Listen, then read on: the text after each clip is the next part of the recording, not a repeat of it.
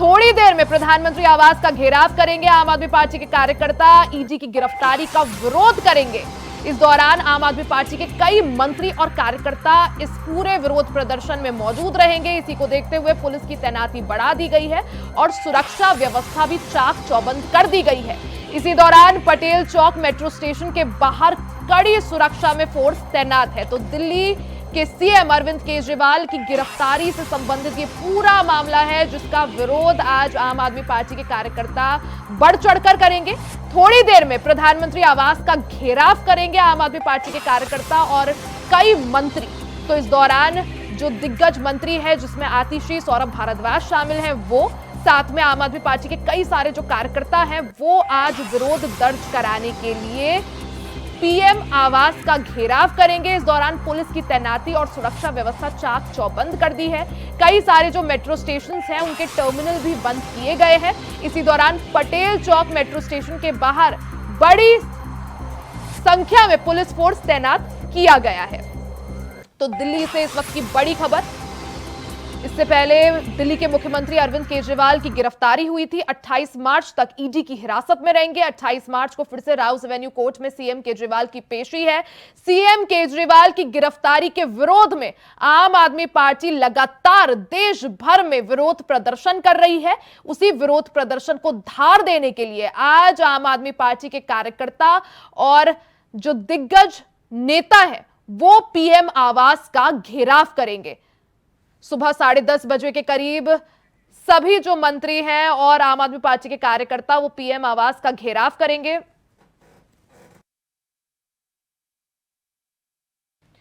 खबर पर ज्यादा जानकारी के लिए संवाददाता अजय चौहान हमारे साथ दिल्ली से लाइव जुड़ गए हैं। अजय, जिस तरह से लगातार आम आदमी पार्टी के जो कार्यकर्ता है, बड़े बड़े दिग्गज नेता हैं, वो लगातार इस आंदोलन को एक तरह से धार देने की कोशिश कर रहे हैं, ऐसे में आज पीएम आवास का जो है कूच करने का या पीएम आवास का घेराव करने का प्लान तैयार किया गया है। क्या जानकारी इसको लेकर आपके पास? देखिए, जिस तरह से आम आदमी पार्टी की तरफ से लगातार कहीं न कहीं विरोध प्रदर्शन कर रही है और अरविंद केजरीवाल को निर्दोष साबित करने के लिए सड़कों पर उतर रही है कि अरविंद केजरीवाल को जानबूझकर जेल में डाला गया है और चुनाव से पहले उनको गिरफ्तार किया गया है। हो सकता था 2 महीने पहले भी गिरफ्तार कर सकते थे या 2 महीने के बाद भी कर सकते थे, कि ऐसे में आम आदमी पार्टी अपने मुखिया अरविंद केजरीवाल को बचाने के लिए सड़कों पर, चाहे वो गृह मंत्री का आवास पर घेराव करें, चाहे पीएम के घर का घेराव करें, लेकिन दिल्ली की जनता को कहीं ना कहीं अभी भी गुमराह कर करके उनको बुलाया जा रहा है। लेकिन दिल्ली में जितने भी विरोध प्रदर्शन किए गए पहले दिन के अलावा, उसके बाद जो भी हुआ, लेकिन आम पब्लिक जो जुड़ने का नाम नहीं ले रही, क्योंकि उसमें अगर जो इंडियन गठबंधन इनका साथ चला था दिल्ली का, अगर पूरी जो इंडियन गठबंधन साथ होती तो शायद कुछ ना कुछ सड़कों पर देखने को मिलता। लेकिन ऐसे में सिर्फ आम आदमी पार्टी के लोग नजर आते हैं और जिस तरह से 400 बढ़ा दी गई है, जनता मंदिर पर पूरी सुरक्षा है, जब पटेल चौक पर पूरी सुरक्षा है। बता दें कि तलुका रोड पर भी पूरी तरीके से सुरक्षा बढ़ा दी गई है। पीएम आवास के आसपास की पूरी धारा 144 लगाई गई है। ऐसे में आम आदमी पार्टी के 10:30 बजे के बाद एकत्र होंगे, क्योंकि अरविंद केजरीवाल चाहते हैं, उनके लोग चाहते हैं कि अरविंद केजरीवाल जल्द से जल्द रिहा करें, क्योंकि जो लोकसभा चुनाव आ रहे हैं उनका प्रचार रुका हुआ है। ऐसे में अब देखना यह होगा कि उनको क्या राहत मिलेगी, विरोध प्रदर्शन करने से राहत मिलेगी या फिर शांति से उनको राहत मिलेगी। अजय, जिस तरह से दिल्ली पुलिस का साफ तौर पर कहना है कि हमारी तरफ से किसी भी तरह के विरोध प्रदर्शन को लेकर या पीएम आवास के घेराव को लेकर परमिशन या इजाजत नहीं दी गई है, ऐसे में जिस तरह से आज आम आदमी पार्टी के कार्यकर्ता बड़ी संख्या में वहां पर जुटेंगे, पीएम आवास का घेराव करेंगे, किस तरह से सुरक्षा व्यवस्था?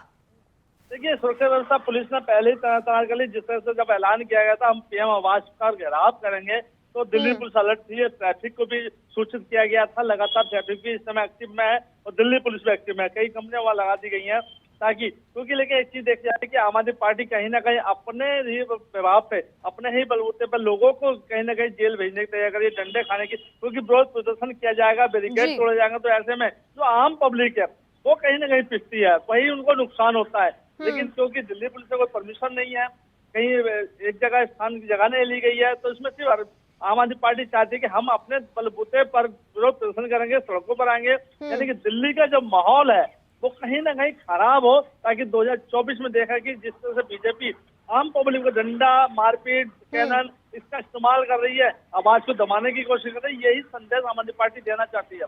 जी अजय, जिस तरह से हम देखें, जिस दिन अरविंद केजरीवाल गिरफ्तार हुए थे उस दिन उन्होंने साफ कर दिया था कि मैं दिल्ली का मुख्यमंत्री हूं, रहूंगा और आगे भी रहूंगा।